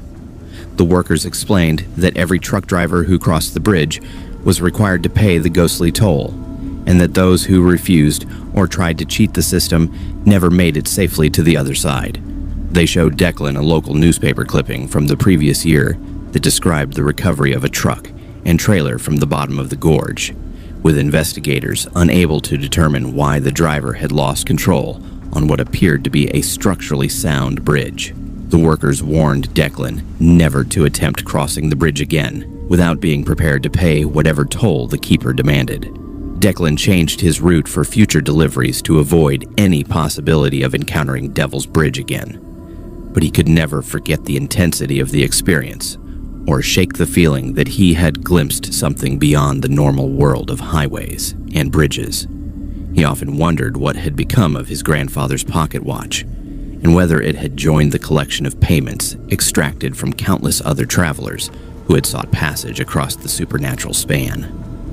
The encounter had reminded Declan that some places existed outside the boundaries of rational explanation, and that the price of passage through such locations could be far higher than any monetary toll.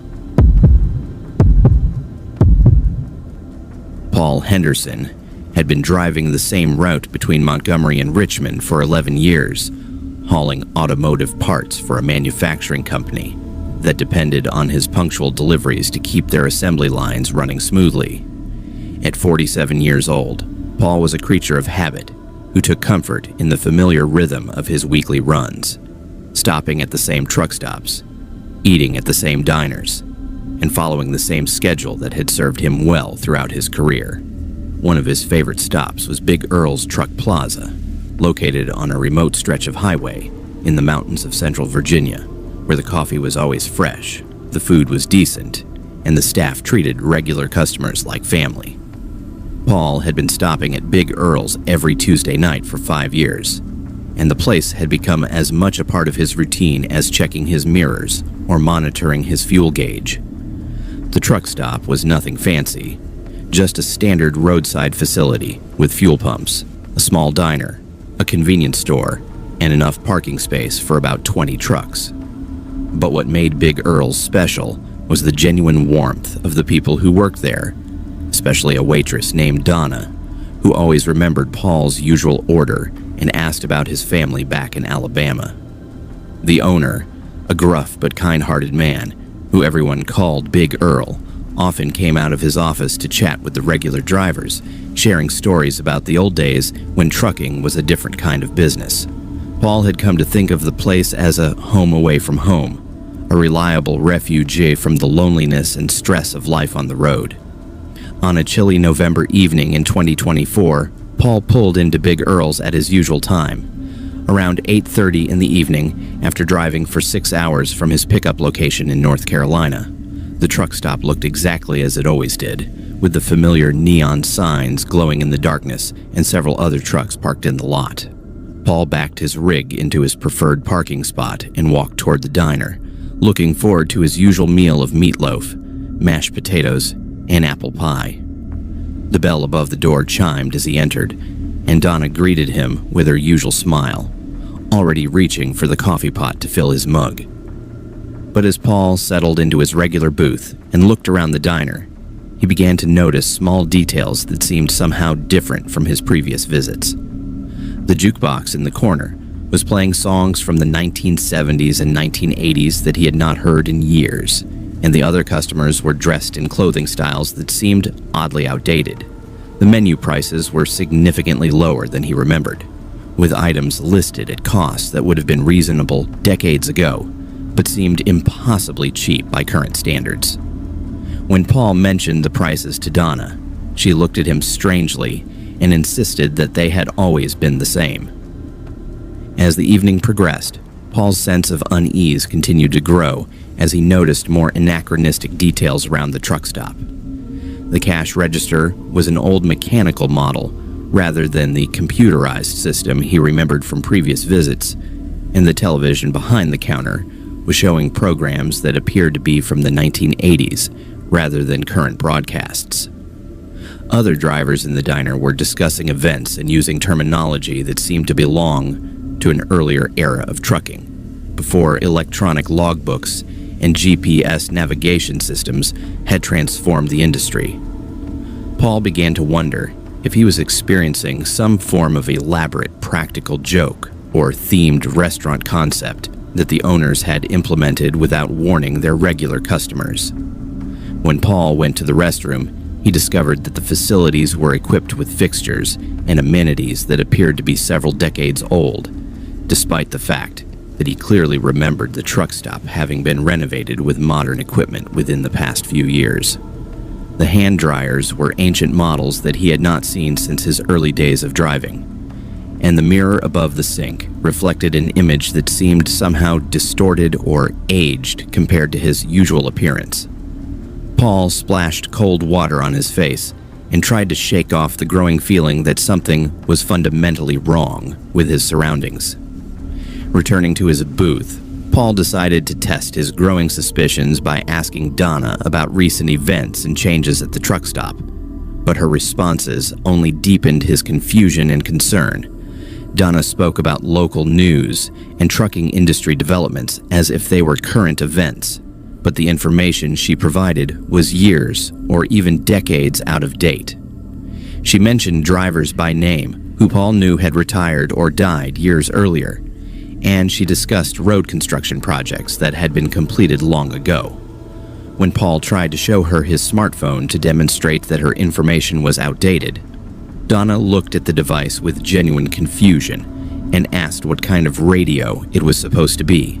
Paul's anxiety reached a critical point when he noticed that his own reflection in the diner's windows showed him wearing clothing that he had not owned in years and appearing younger than his actual age.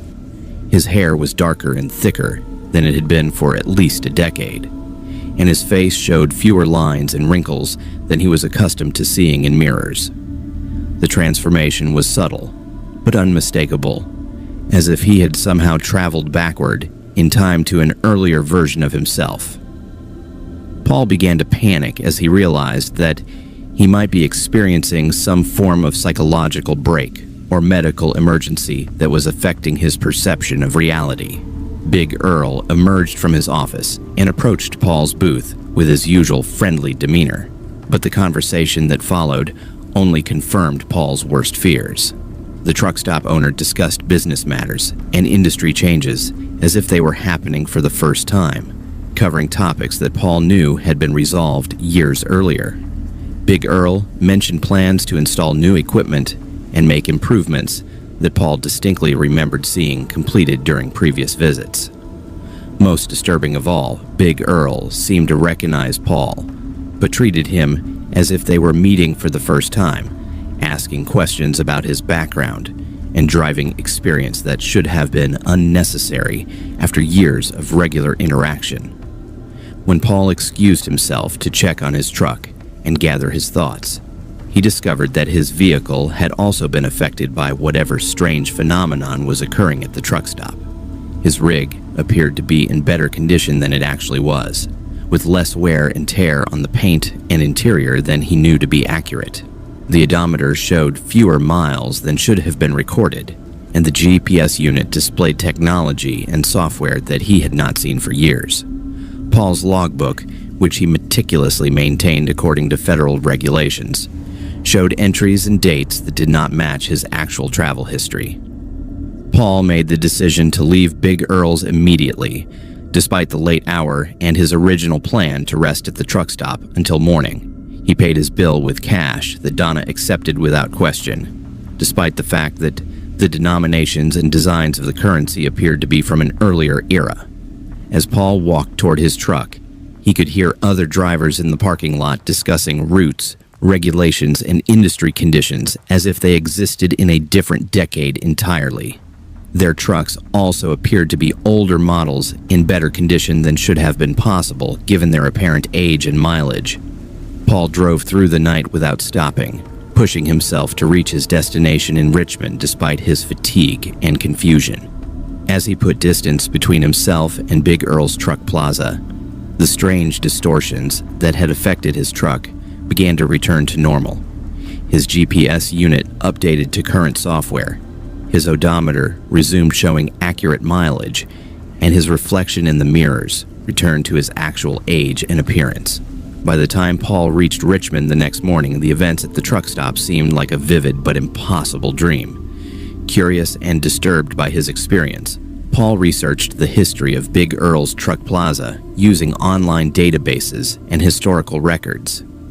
What he discovered was both shocking and oddly validating.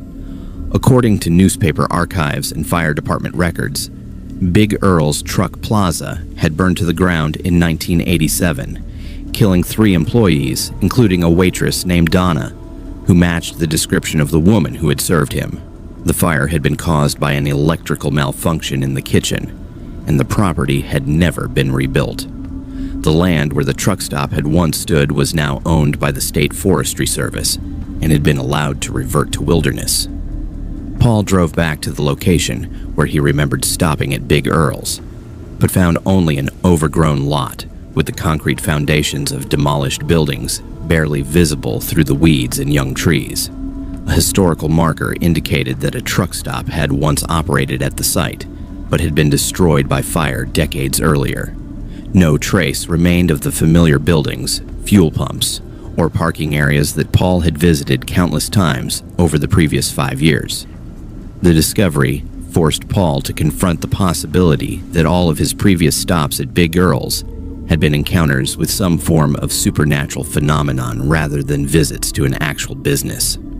Paul shared his story with other drivers through CB radio networks and online forums, and was amazed to discover that dozens of truckers had reported similar experiences at the same location. The accounts were remarkably consistent, describing encounters with a fully operational truck stop staffed by friendly employees who seemed to exist in an earlier era. Many drivers mentioned being served by a waitress named Donna and meeting the owner known as Big Earl, and several had noticed the outdated technology and anachronistic details that Paul had observed. Most disturbing of all, several drivers reported that their experiences at the Phantom truck stop had occurred on the exact anniversary of the original fire, suggesting that the tragedy was somehow repeating itself in an endless loop. The revelation that Big Earl's Truck Plaza existed only as a supernatural manifestation did not diminish Paul's fond memories of the place or the comfort it had provided during his years on the road. He continued to drive the same route between Montgomery and Richmond, but he approached the site of the former truck stop with a mixture of sadness and respect for the employees who had died in the fire. Paul often wondered whether the Phantom truck stop represented the spirits of the deceased workers continuing to serve travelers in death as they had in life, or whether it was simply a temporal anomaly that allowed visitors to experience the facility as it had existed in its final days. Regardless of the explanation, Paul was grateful for the hospitality he had received and the temporary refuge from loneliness that the impossible truck stop had provided during his travels through the mountains of Virginia. Tony Castellanos had been hauling freight through the Great Smoky Mountains for 9 years, and he considered himself one of the most experienced drivers in the southeastern region when it came to navigating the challenging mountain highways that connected Tennessee and North Carolina. At 38 years old, Tony had built his reputation on accepting the difficult nighttime deliveries that other drivers avoided, specializing in time-sensitive shipments that required him to travel through some of the most remote and treacherous sections of the Appalachian Range.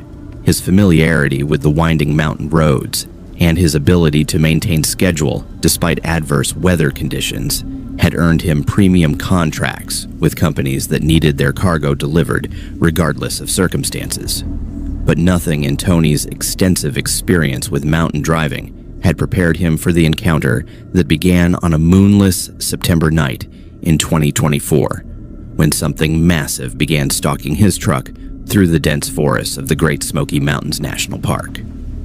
The load was a rush delivery of medical equipment bound for a hospital in Gatlinburg, Tennessee, requiring Tony to travel through the heart of the national park during the early morning hours when traffic was minimal and wildlife activity was at its peak.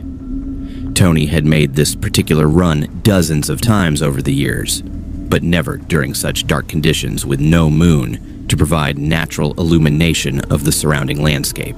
The mountain highway wound through pristine wilderness areas where civilization disappeared entirely for miles at a time, leaving only his headlights to cut through the absolute darkness that enveloped the ancient forests on either side of the narrow roadway. Tony first became aware that something was tracking his movements about 20 miles into the national park, near a section of highway that curved around the base of a particularly steep mountain face. Through his passenger side mirror, he caught glimpses of movement in the tree line, shadows that seemed too large and purposeful to be explained by wind moving through the branches. At first, Tony assumed he was seeing deer or elk moving through the forest, since the park was home to abundant wildlife that often ventured near the roadway during nighttime hours. But the pattern of movement was different from anything he had observed during his years of mountain driving, suggesting something much larger than typical forest animals. The movement in the trees was keeping perfect pace with his truck, maintaining a consistent distance of about 50 yards from the highway as Tony navigated the winding mountain road. Whatever was out there seemed to possess an almost supernatural ability to move through the dense undergrowth without making any sound that could be heard over the rumble of his diesel engine. Tony reduced his speed slightly and rolled down his window, listening intently for any sounds that might reveal the nature of his mysterious companion. But the forest remained eerily silent, except for the distant sound of wind moving through the mountain peaks high above. As Tony continued deeper into the national park, the movement in the trees became more obvious and disturbing. He could see branches bending and swaying as something massive pushed through the forest canopy, leaving a clear trail of disturbed vegetation in its wake. The thing was moving with deliberate purpose rather than the random wandering that would characterize a normal animal, following a path parallel to the highway that suggested intelligence and intentional tracking behavior. Tony began to feel genuinely unsettled as he realized that whatever was out there was specifically following his truck, rather than simply traveling in the same general direction.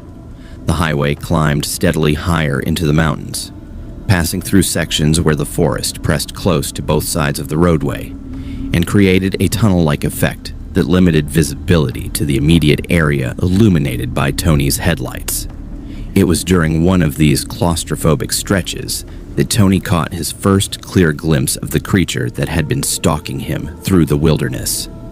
As his truck rounded a sharp curve, his headlights briefly illuminated a massive bipedal figure standing at the edge of the tree line, partially obscured by the dense foliage, but clearly visible for several seconds before it stepped back into the shadows.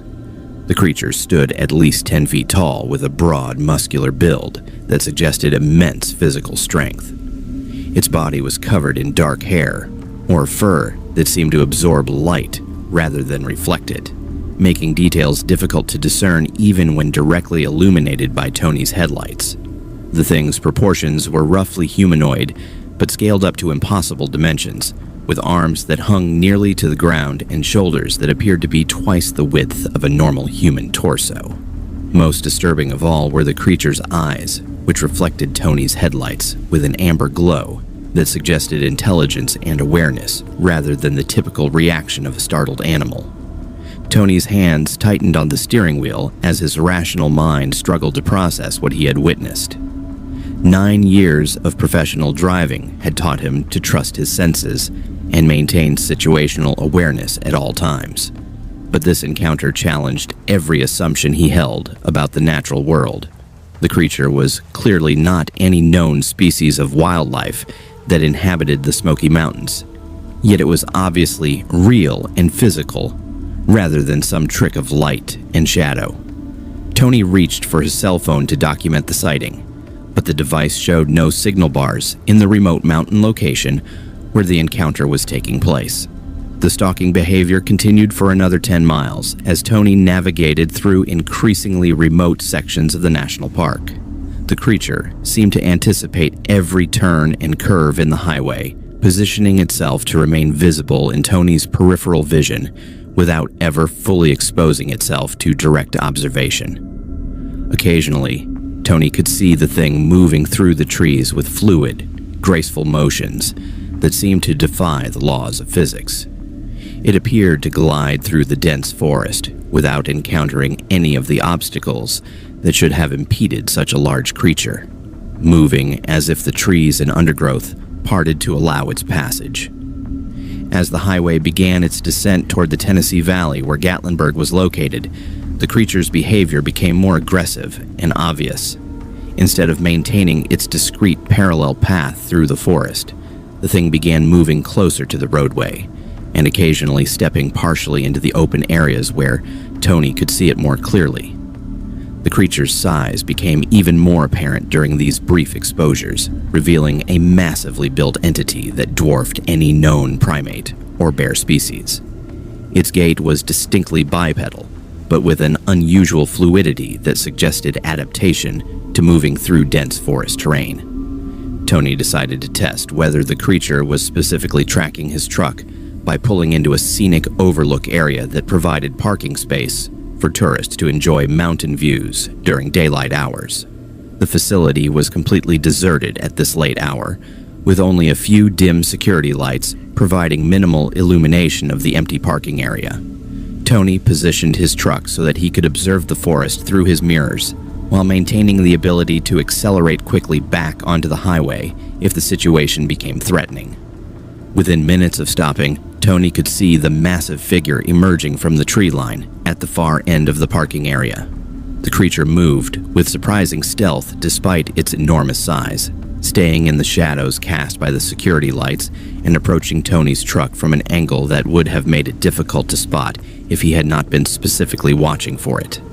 As the thing drew closer, Tony could make out additional details about its appearance and behavior that filled him with growing dread and fascination. The creature's face was distinctly primate-like, but with features that seemed almost human in their intelligence and expressiveness. Its eyes showed clear awareness and curiosity as it studied Tony's truck, examining the vehicle with the methodical attention of something trying to understand an unfamiliar object. The thing's hands were enormous, with fingers that appeared capable of manipulating objects with considerable dexterity despite their massive size. Most unsettling of all, the creature seemed to be trying to look through the windows of Tony's cab, as if it was specifically interested in observing the human driver, rather than simply investigating an unusual machine. When the creature moved around to the front of Tony's truck and began examining his headlights and grille with obvious curiosity, Tony decided that the encounter had gone far enough. He started his engine and activated his headlights, hoping to startle the thing into retreating back into the forest. But instead of fleeing, the creature looked directly at Tony through the windshield with an expression that seemed almost friendly rather than threatening. For several seconds, human and creature regarded each other with mutual fascination before the thing finally stepped aside and gestured toward the highway in what appeared to be a clear indication that Tony was free to continue his journey. Tony drove away from the scenic overlook with his heart pounding and his mind racing with questions about what he had just experienced. The creature made no attempt to follow his truck as he returned to the highway and completed the final 20 miles to his destination in Gatlinburg. Tony delivered his medical equipment on schedule, but he was deeply shaken by the encounter and spent considerable time researching similar sightings reported in the Great Smoky Mountains National Park. What Tony discovered was both disturbing and oddly comforting. Park rangers and local residents had been reporting encounters with massive bipedal creatures for decades, with sightings concentrated in the same remote areas where Tony had experienced his encounter. The descriptions were remarkably consistent, depicting creatures that stood between 8 and 12 feet tall, possessed obvious intelligence, and displayed curiosity about human activity rather than aggressive behavior. Several truck drivers had reported being followed or observed by these entities during nighttime deliveries through the national park, with most encounters following a pattern similar to Tony's experience. Tony learned that the creatures were generally believed to be a relict population of Gigantopithecus, or a similar species that had managed to survive in the remote wilderness areas of the Appalachian Mountains. The national park provided ideal habitat for such entities, with thousands of acres of pristine forest, abundant water sources, and minimal human intrusion in the more remote sections. Park officials neither confirmed nor denied the existence of these creatures, but they acknowledged that the wilderness areas contained species and phenomena that had not been fully documented or understood by modern science. The encounter left Tony with a profound respect for the mysteries that existed in America's most remote wilderness areas, and a new appreciation for the possibility that the modern world had not yet cataloged all of the species that inhabited these pristine environments. He continued to drive the same routes through the Great Smoky Mountains, but he approached each trip with heightened awareness and a sense of privilege at having witnessed something that few humans had ever seen. Tony never encountered the creature again, but he often found himself scanning the tree line during his nighttime drives, hoping for another glimpse of the magnificent entity that had revealed itself to him during that unforgettable September night in the mountains of Tennessee.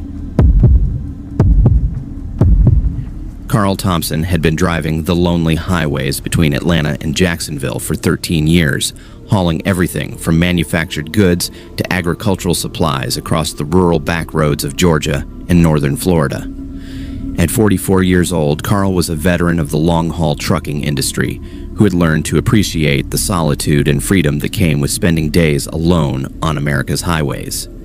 His CB radio was his constant companion during these solo journeys, connecting him to a network of fellow drivers who shared road conditions, weather updates, and the casual conversation that helped pass the hours between pickup and delivery. Carl had always found comfort in the familiar voices that crackled through the static, professional drivers who understood the challenges and rewards of life on the road.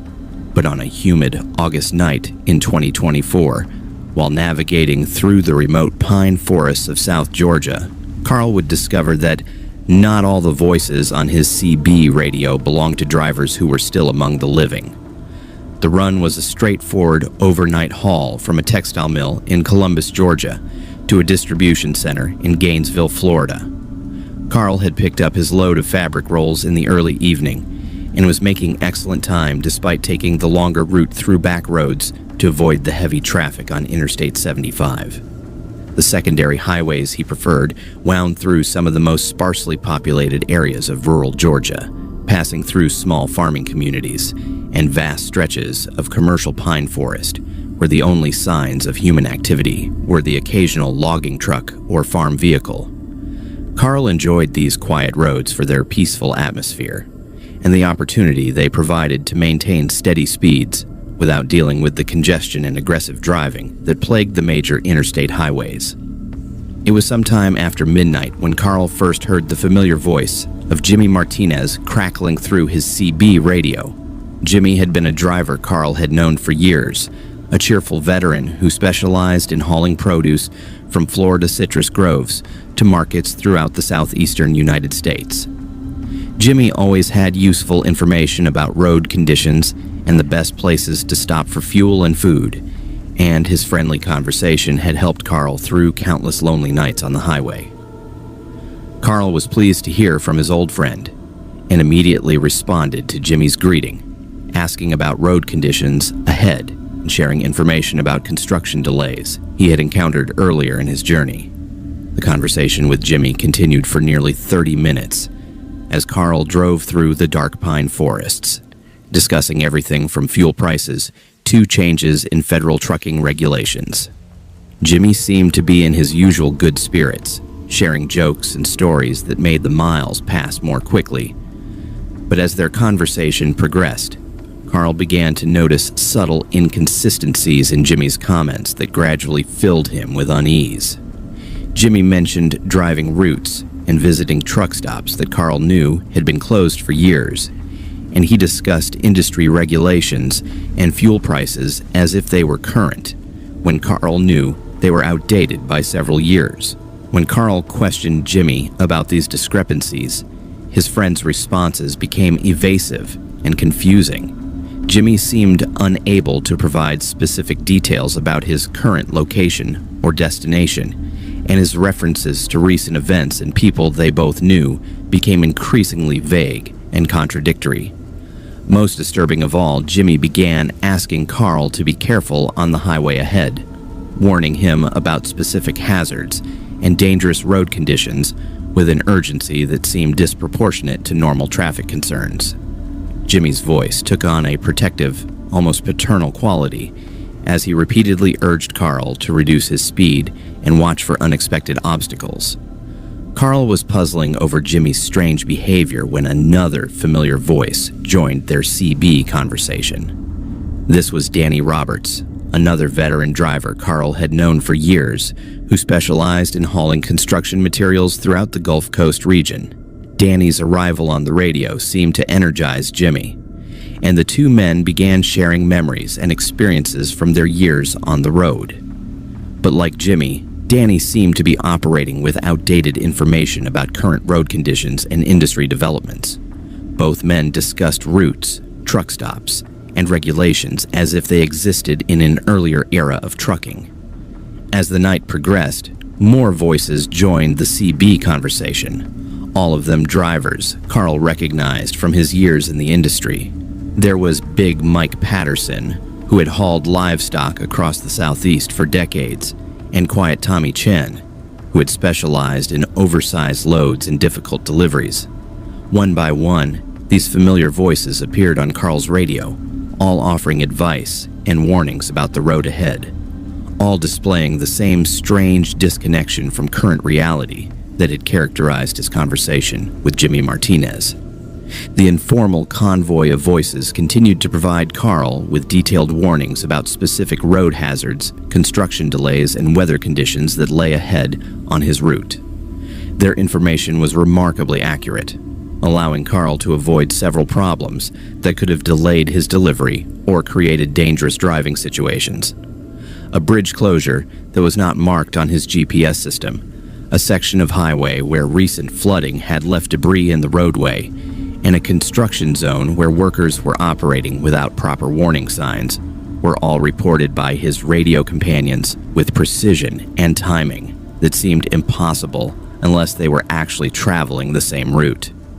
But Carl's growing unease reached a critical point when he realized that all of the voices on his CB radio belonged to drivers who should not have been able to participate in the conversation. Jimmy Martinez had been killed in a truck accident on Interstate 10 in Florida 3 years earlier, and Danny Roberts had died of a heart attack at a truck stop in Alabama the previous winter. Big Mike Patterson had succumbed to cancer 2 years ago, and Tommy Chen had been killed in a collision with a drunk driver on a Georgia highway 18 months earlier. Every voice Carl recognized from the CB conversation belonged to a driver who was dead. Carl's hands began trembling on the steering wheel as the implications of this realization sank in. He was receiving detailed road information and safety warnings from men who had died in trucking accidents over the past several years, all of them continuing to watch over their fellow drivers from beyond the grave. The conversation continued as if nothing unusual was happening, with the deceased drivers sharing stories and jokes just as they had during their lifetimes. But now their protective warnings took on a supernatural significance that filled Carl with both fear and profound gratitude. The phantom drivers guided Carl safely through several dangerous situations during the remainder of his journey to Florida. They warned him about a drunk driver weaving across lanes on a dark stretch of highway near the Georgia-Florida border, allowing Carl to reduce his speed and maintain a safe distance until the impaired motorist exited the highway. They alerted him to a family of deer crossing the road at a location where his headlights would not have provided sufficient warning, and they directed him around a section of highway where a severe thunderstorm was creating hazardous driving conditions. As dawn approached and Carl neared his destination in Gainesville, the voices on his CB radio began to fade one by one. Jimmy Martinez was the last to sign off, offering Carl his traditional farewell and reminding him to drive safely on his return trip to Georgia. The warmth and familiarity in Jimmy's voice was exactly as Carl remembered from their years of friendship, and he found himself responding with genuine emotion as he thanked his deceased friend for the protection and guidance. Carl completed his delivery without incident, but he was deeply shaken by his supernatural encounter with the voices of dead truckers. He spent considerable time researching the men whose voices he had heard, confirming the details of their deaths and the circumstances surrounding each accident. The information he discovered matched perfectly with his memories of their radio conversation, including specific details about their driving habits and personal histories that could not have been fabricated by his imagination. When Carl shared his experience with other drivers through CB networks and online forums, he discovered that similar encounters were more common than he had expected. Dozens of truckers reported receiving warnings and guidance from the voices of deceased drivers, particularly during dangerous weather conditions or when traveling through areas where fatal accidents had occurred. The phantom voices invariably provided accurate information that helped living drivers avoid hazards and reach their destinations safely, suggesting that the bonds of brotherhood among professional truckers continued even beyond death. When Carl shared his experience with other drivers through CB networks and online forums, he discovered that similar encounters were more common than he had expected. Dozens of truckers reported receiving warnings and guidance from the voices of deceased drivers, particularly during dangerous weather conditions or when traveling through areas where fatal accidents had occurred. The phantom voices invariably provided accurate information that helped living drivers avoid hazards and reach their destinations safely, suggesting that the bonds of brotherhood among professional truckers continued even beyond death.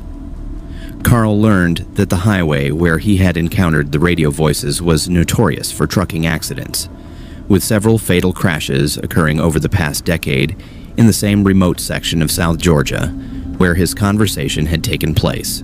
Local drivers referred to the area as a dead zone, where CB radios often picked up mysterious transmissions that could not be traced to any identifiable source. Some truckers believed that the spirits of drivers killed on these dangerous roads continued to patrol the highways, using their CB radios to warn living drivers about the hazards that had claimed their own lives. The experience left Carl with a profound sense of connection to the trucking community and a new appreciation for the protective bonds that existed among professional drivers. He continued to travel the same routes through rural Georgia, but he approached each journey with heightened awareness of both the physical dangers of the highway and the spiritual presence of those who had gone before him. Carl often found himself listening carefully to his CB radio during the late-night hours, hoping to hear the familiar voices of his deceased friends and colleagues who continued to watch over America's highways from beyond the grave. Carl never heard from Jimmy Martinez or the other phantom drivers again, but their warnings and guidance had saved his life during that memorable night in South Georgia. He carried their memory with him during every subsequent journey, driving with the knowledge that he was never truly alone on the highway as long as the spirits of fallen truckers continued their eternal vigilance over America's roads. The encounter had reminded Carl that the trucking profession was more than just a job or career choice. It was a brotherhood that transcended the boundaries between life and death, connecting drivers across time and space through their shared commitment to safety and mutual protection. The voices on Carl's CB radio had provided him with more than just road warnings and traffic information. They had offered him a glimpse into the enduring bonds that connected all professional drivers, living and dead, in a community of mutual support and protection that continued to operate even when its members could no longer physically grip a steering wheel or feel the rumble of a diesel engine beneath them. Carl understood that he had been privileged to experience something that few people would ever encounter, and he carried the responsibility of honoring the memory of those voices by continuing their tradition of watching out for fellow drivers and sharing the warnings that could save lives on America's most dangerous highways. These were the trucker horror stories from the Appalachian Mountains. If you found them chilling, subscribe to Dreadory for even darker tales. Don't forget to hit the bell icon, so when the next story crawls out of the shadows, it reaches you first.